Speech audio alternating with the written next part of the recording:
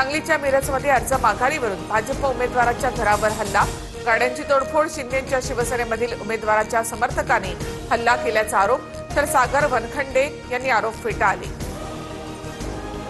नाशिक भाजपमधील अंतर्गत वाद पुन्हा चव्हाट्यावर, भाजप शहर अध्यक्ष सुनील केदार यांना घेराव घालत विरोधात घोषणाबाजी, निष्ठावंतांना उमेदवारी न मिळाल्यामुळे कार्यकर्ते पुन्हा आक्रमक।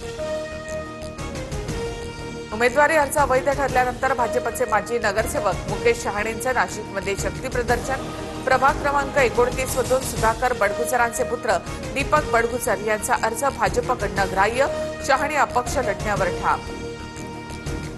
अहिल्यानगर पालिकेसाठी निवडणुकीच्या रिंगणामध्ये उतरलेले मनसेचे 2 उमेदवार गायब, गेल्या 24 तासापासून उमेदवारांचा कुटुंबाशी संपर्क नाही, मनसे जिल्हाध्यक्षांची माहिती, निवडणूक बिनविरोध होण्यासाठी अपहरण केल्याचा संशय। शिवतीर्थ निवासस्थानी उद्धव ठाकरे आणि राज ठाकरे यांची चर्चा, ठाकरे बंधूंचा वचननामा आज फायनल होणार, 4 जानेवारीला वचननामा प्रकाशित केल्यानंतर मनसे आणि ठाकरेंच्या शिवसेनेच्या संयुक्त सभा।